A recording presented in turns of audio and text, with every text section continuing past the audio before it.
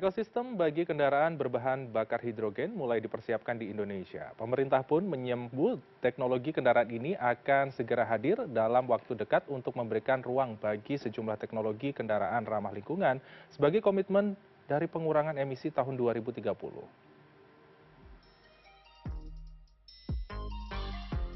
Mobil berbahan bakar hidrogen sebelumnya sudah diperkenalkan oleh brand otomotif asal Jepang ke Indonesia, yakni Toyota, pada 2024 lalu dengan produk bernama Mirai.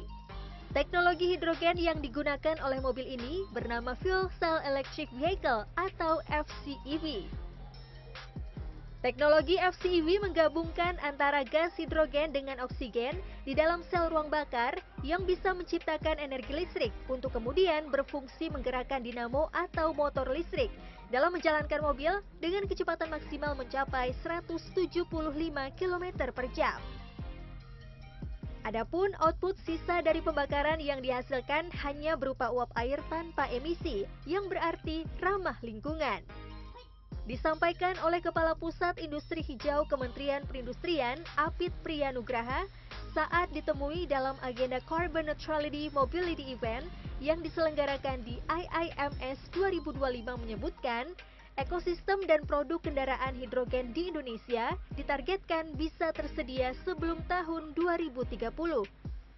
Pertama yang sudah dilakukan Toyota bahkan untuk fuel cell dengan bahan bakar hidrogen ini pun kan masih belum masuk ke pasar ya.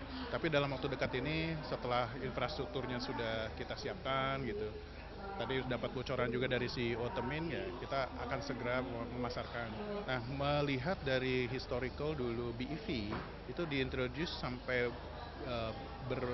masuk ke market secara luas itu kurang lebih selama 5 tahun. Jadi mungkin best practice-nya ya seperti itu. Kalau misalnya sekarang fuel cell nih mulai diintroduce tahun 2025 ya. Harapan kami ya sebelum 2030 itu sudah mulai bisa masuk ke pasaran gitu. Sementara itu, Toyota selaku produsen pertama yang memperkenalkan teknologi mobil hidrogen di Indonesia menyebut peluang hadirnya teknologi kendaraan hidrogen di Indonesia akan bisa terwujud jika dilakukan dengan cara berkolaborasi dengan pemerintah selaku regulator, BUMN Energi, akademisi, dan juga pihak lainnya untuk membangun ekosistem baik itu aturan, sumber energi, stasiun pengisian, dan juga produk kendaraannya. Jadi kita taruh di Kerawang, di samping Exhibition Center, itu satu showcase yang terbuka untuk umum terhadap university, kemudian juga sekolah, mereka untuk hadir, mereka bisa memahami apa yang disebut dengan zero emission, reducing emission, kemudian juga global warming, ya seperti hidrogen yang baru kita resmikan. Kita nggak nunggu sampai mobilnya ada dan lain sebagainya, tapi kita siapkan refueling stationnya, itu kan seperti chicken and egg gitu loh ya. Jadi kalau ada mobilnya mana nih refueling stationnya gitu. Udah refueling stationnya kan tinggal bicara mana mobilnya gitu. Tapi kita juga ingin memperkenalkan teknologi hidrogen yang merupakan teknologi masa depan. Tidak hanya untuk kita tapi juga untuk generasi muda ke depannya.